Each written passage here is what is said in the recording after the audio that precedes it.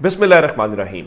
लाखों करोड़ों दुरूदो सलाम मोहम्मद मुस्तफ़ा सल्लल्लाहु अलैहि वसल्लम और आले मोहम्मद पर। मैं हूँ उमर दराज गोंदल। दो चार खबरें हैं, उस खबरों से आपको अंदाज़ा होगा। चंद रोज़ पहले चीन के वज़ीर ख़ारजा आए थे और उन्होंने ये कहा था कि पाकिस्तान के अंदर तमाम स्टेक होल्डर्स एक कंसेंसस बिल्ड करेंगे ताकि जो पाकिस्तान के अंदर सियासी इस्तेहकाम है वो आ सके।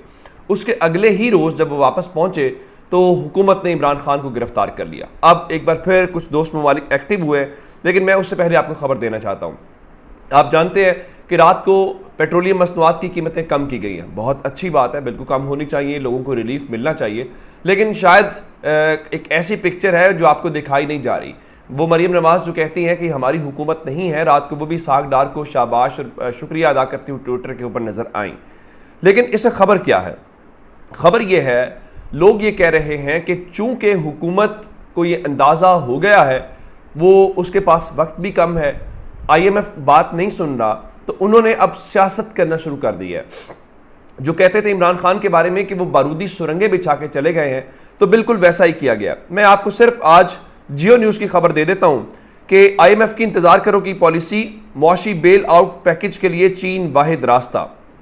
आला सरकारी जराये को लेकर उन्होंने कोट किया है कि IMF प्रोग्राम को नए जायजे की तकमील के लिए बहाल करना पड़ेगा, के जरिए बहाल करना पड़ेगा, या फिर प्रोग्राम खत्म कर दिया जाएगा।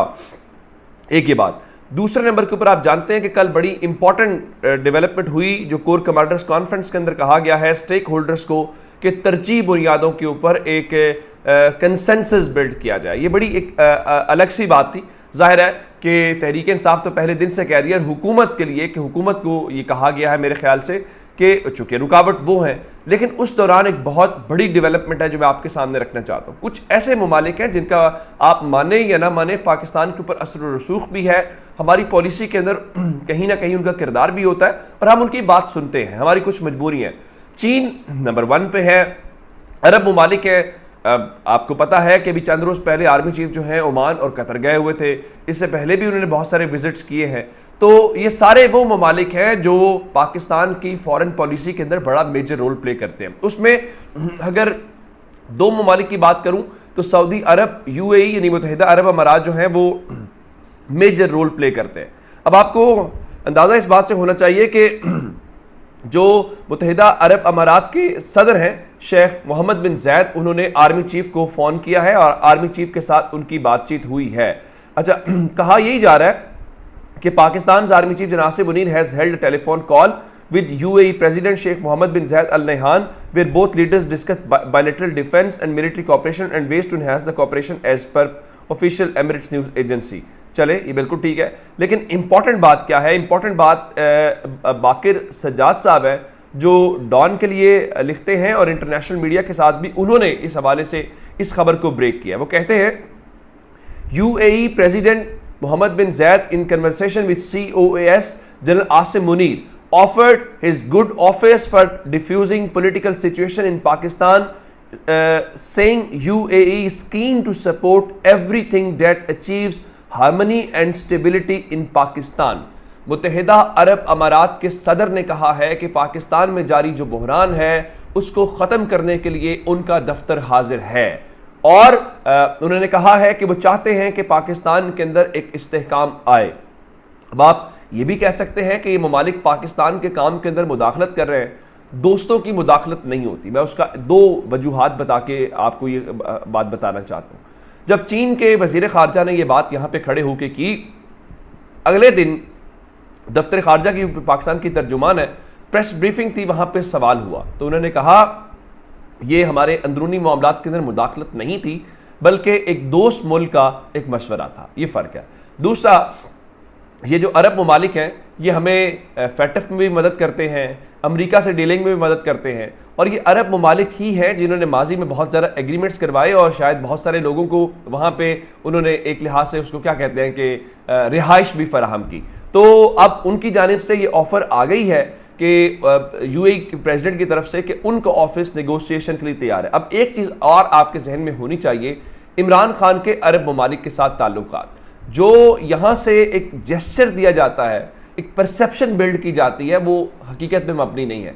वो परसेप्शन ये है कि इमरान खान शायद अरबों को कबूल नहीं है, लेकिन इमरान खान बताते हैं कि अब भी अरब ममालिक में से जो क्राउन प्रिंस सऊदी अरब के हैं वो वाज़े तौर पे उनके साथ राब्ते में है और स्टिल राब्ते में। असद उमर के मुताबिक जब नवंबर में इमरान खान को गोली लगी तो इंटरनेशनल पर्सनैलिटीज़ में से जो सबसे पहला कॉन्टेक्ट हुआ था वो सऊदी क्राउन प्रिंस की जानिब से हुआ था।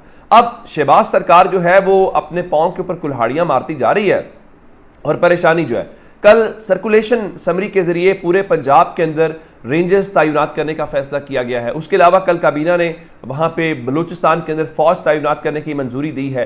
रावलपिंडी में दफ़ा 144 है, लाहौर के अंदर मजीद 7 रोज़ के लिए दफ़ा 144 के अंदर जो है वो इजाफा कर दिया गया। आप जानते हैं कि कल कोर कमांडर्स कॉन्फ्रेंस एलामिया के अंदर ये कहा गया था जी इमलाक के ऊपर हमला करने वाले जो लोग हैं उनके खिलाफ ऑफिशियल सीक्रेट एक्ट और आर्मी एक्ट के तहत कार्रवाई की जाएगी। हैरान कुन तौर पे जो पंजाब की हुकूमत है उन्होंने फौरी तौर पे अली रामे साहब जो है उन्होंने लिखा कि पंजाब में आर्मी तंसीबात और इमलाक पर हमला करने वाले शरपसंदों के खिलाफ आर्मी एक्ट के तहत कार्रवाई के फैसले की मंजूरी दे दी गई है। बिल्कुल ठीक बात है, लेकिन यहाँ पे बड़ी एक इंटरेस्टिंग बात है। मियां अली इशफाक एडवोकेट साहब ने भी रात को बताया कि आर्मी एक्ट का जो इत्तलाक है वो सिविलियंस पे नहीं होता और सुप्रीम कोर्ट फरजंद अली केस के अंदर यह तय कर चुकी है और इस तरह के फैसले हाई कोर्ट्स के भी मौजूद हैं।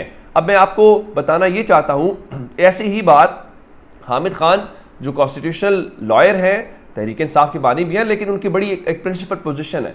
उनके मुताबिक भी सुप्रीम कोर्ट के फैसले की रोशनी में आर्मी एक्ट के तहत मुकदमात नहीं हो सकते हैं। होंगे, जाहिर है हुकूमत ये जिस तरह रात को ख्वाजा आसिफ कह रहे थे जी कोर कमांडर हाउस और दीगर जगहों के ऊपर जो हमले हुए तो क्या हम इमरान खान के ऊपर आवारागर्दी के मुकदमे दर्ज करें, हम आर्मी एक्ट के दर्ज करेंगे। तो चले ये चीज़ें तो होती रहेंगी, लेकिन हुकूमत जो है वो एक भरपूर तरीके से बंद गली के अंदर हमें दिखाई दे रही है।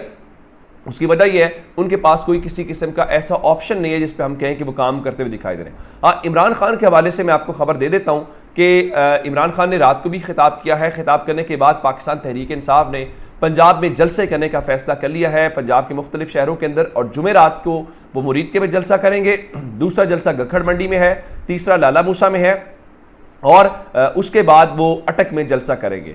आप जानते हैं कि 10 मई से उन्होंने जलसे करने थे लेकिन इमरान खान की गिरफ्तारी हो गई थी, तो अब एक बार फिर वो मैदान के अंदर निकल रहे हैं। अब इनकी परेशानी से क्या हुकूमत की, मौजूदा माली साल में पाकिस्तान की सनती पैदावार में 8% से जायद की कमी रिकॉर्ड की गई है।